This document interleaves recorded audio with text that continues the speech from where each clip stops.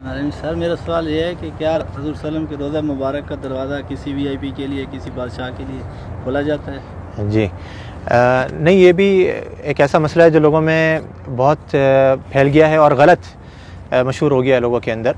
लोग ये समझते हैं कि फ़लाँ बादशाह वग़ैरह आते हैं और वो नबी सल्लल्लाहु अलैहि वसल्लम की क़ब्र की ज़ियारत के लिए जाते हैं। आपको अमूमी तौर पे मैं ख़ुलासा बताऊँ कि यहाँ के बादशाह भी नबी सल्लल्लाहु अलैहि वसल्लम की क़ब्र की ज़ियारत नहीं कर सकते हैं। क़ब्र की यानी कि क़ब्र तक नहीं जा सकते हैं। सही, हम भी जो जाते हैं, आपने देखा होगा हम कहाँ तक जा सकते हैं?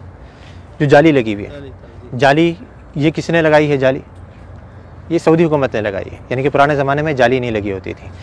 इसके पीछे, जाली के पीछे क्या है? बहुत से लोग ये समझते हैं, वो झाँक करके देख रहा होता है कि हमें कब्र नज़र आ जाए किसी तरीके से। कब्र नामुमकिन है कि नज़र आ जाए, क्योंकि जाली के पीछे 3 दीवारें हैं। एक तो आप जानते हैं कि घर की दीवार थी। आप सल्लल्लाहु अलैहि वसल्लम कहाँ पे मदफून किए गए? घर के अंदर मदफून किए गए थे। हदीस आती है नबी सल्लल्लाहु अलैहि वसल्लम की कि नबियों का इंतकाल जहाँ पर हो जाता है वहीं पर ही दफन कर दिया जाता है। तो सहाबा किराम में बहुत बड़ा इख्तिलाफ हुआ था जब आप सल्लल्लाहु अलैहि वसल्लम का इंतकाल हुआ कि कहाँ पे दफन करना है। अंसार ने कहा कि अंसार के इलाके में, मुहाजिरों ने कहा कि हमारे इलाकों में। हर किसी ने अच्छी से अच्छी तजवीज़ देने की कोशिश करी और चाहा कि हमारे इलाकों में हो। करीब था कि तलवारें निकल जाएँ। हज़रत अबू बकर रज़ियल्लाहु अन्हु आए और आकर के हदीस सुनाई कि मैंने नबी सल्लल्लाहु अलैहि वसल्लम से सुना है कि नबी का इंतकाल जहाँ हो जाए वहीं दफन कर देना चाहिए। तो सहाबा किराम ये थे कि जो अभी जंग छिड़ने वाली थी, फ़ौरन तलवारें अपने बंद कर दी गई। और सारी हमारे दरमियान में भी यही होना चाहिए कि जब हदीस आ जाए तो हमारे दरमियान किसी भी किस्म का इख्तिलाफ हो, वो फ़ौरन ख़त्म हो जाए। तो आप सल्लल्लाहु अलैहि वसल्लम को दफन किया गया कहाँ पर? देखा गया कि आपका इंतकाल हुआ है हज़रत आयशा के घर के अंदर। आप सल्लल्लाहु अलैहि वसल्लम हज़रत आयशा की गोद में सर रखे हुए थे। आप बीमारी की हालत में थे, बहुत ज़्यादा बुखार की तपिश में थे।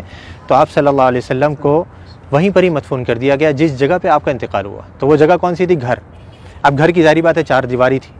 4 दीवारी के बाहर कुछ अरसे के बाद पुराने ज़माने में ही एक और दीवार बनाई गई जिसके 6 कोने थे। 6 कोने, यानी कि आमतौर पर 4 कोने होते हैं ना घर के दीवार के, उसके 6 कोने बनाए गए थे। ये 6 कोने क्यों बनाए गए थे? पीछे की तरफ से, क़िबला भी इस तरफ है, जुनूब में, मदीने का जुनूब में क़िबला है, घर इधर है। घर के पीछे का जो इलाका है वहाँ पे तिकोन बनाया गया था। जो दीवारें हैं वो तिकोन करके बनाई गई थी। क्यों तिकोन बनाई गई थी? ताकि कोई शख्स जब नमाज़ पढ़े तो उसकी सीध नबी सल्लल्लाहु अलैहि वसल्लम की क़ब्र की तरफ नहीं हो, इधर कोई नमाज ना पढ़ सके, ताकि आप सल्लल्लाहु अलैहि वसल्लम की क़ब्र सामने नहीं आए नमाज के दरमियान में। क्योंकि नबी सल्लल्लाहु अलैहि वसल्लम की हदीस यहाँ पे लिखी हुई, आपने बोर्ड पे पढ़ी होगी कि आप सल्लल्लाहु अलैहि वसल्लम ने कब्रिस्तान में या क़ब्र की तरफ रुक करके नमाज़ पढ़ने से मना किया है। तो वहाँ पे ये दूसरी दीवार बनाई गई। अब 2 दीवारें बनी हुई हैं, तीसरी दीवार इन दोनों दीवारों के दरमियान में बनाई गई, इसके बाहर नहीं। 2 दीवारें बनी हुई हैं, इनके दरमियान में ये तीसरी दीवार बनाई गई। तो इस दीवार के ऊपर ये गुंबद खड़ा हुआ है। इस दीवार या इसके साथ में कुछ छोटे मोटे सुतून से हैं, उनके ऊपर ये गुंबद खड़ा हुआ है। यानी जिससे मैंने अभी थोड़ी देर पहले जिक्र करा था कि जो अंदर घर की दीवार है वो तो कच्ची है, उसके ऊपर गुंबद नहीं बनाया जा सकता है। तो घर के बाहर की दीवार पर ये गुंबद खड़ा किया गया।